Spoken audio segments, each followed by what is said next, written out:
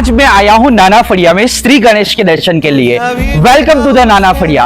आइए चलते हैं अंदर दर्शन के लिए। शरण गुना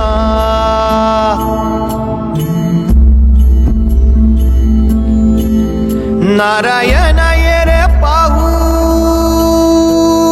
पाहू विचारून। यहाँ पे गणेश जी की मूर्ति को बहुत ही सुंदर भगवान श्री विठल के रूप में दर्शाया गया है।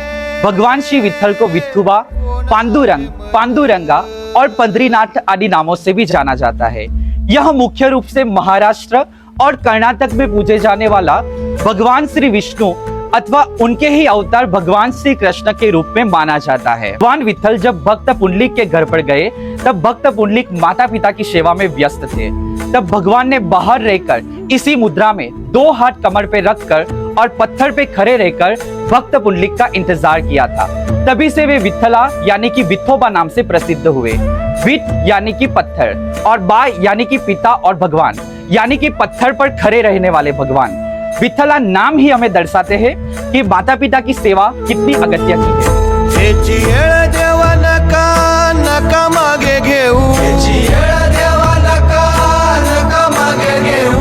भगवान विठल की मूर्ति काले पत्थर से बनाई जाती है जो स्थिरता और गहराई का प्रतीक है। भगवान के नीचे जो आप ये पत्थर देख रहे हो वो भक्त की भक्ति का प्रतीक है। ललाट पर बहुत ही सुंदर चंदन का तिलक किया हुआ है। वो शिवलिंग के ऊपरी दृश्य को दर्शाता है। भगवान ने बहुत ही सुंदर सुवर्ण का मुकुट धारण किया है। उसमें जो मणि है इसमें भगवान श्री विठल ने शिव जी को धारण किया हुआ है।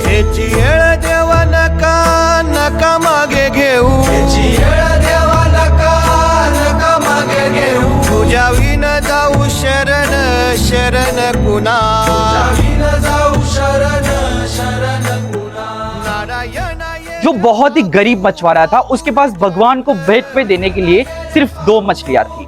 वो मछली लेकर मंदिर में जाता है तब मंदिर के ब्राह्मण विरोध करके उनको भगा देते हैं। तब मंदिर की मूर्ति में से भगवान साक्षात प्रकट होते हैं और उनकी 2 मछलियां जो भेंट में वो दे रहे थे उनका स्वीकार करते हैं और वो दोनों मछली भगवान कान में स्वर्ण के रूप में धारण करते हैं। ये दर्शाते हैं कि भगवान उच्च नीच या जाति धर्म में भेद नहीं देखते।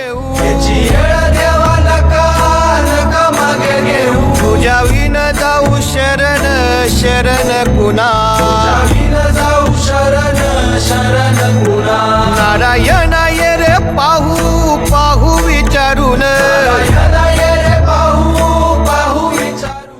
संत ज्ञानेश्वर, तुकाराम, नामदेव, एकनाथ जैसे महान संत इसके बड़े भक्त रह चुके हैं।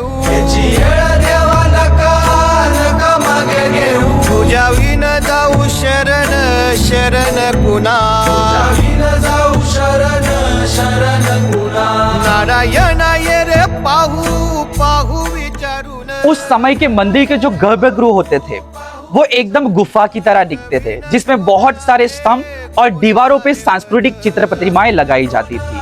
ये पंडाल भी इसी थीम पर तैयार किया गया है। तो आप भी आइए इस दिव्य मूर्ति का दर्शन करने के लिए। फ्रॉम नाना फड़िया हिंगराज वलसाड, आप सभी को गणेश चतुर्थी की ढेर सारी बधाई है।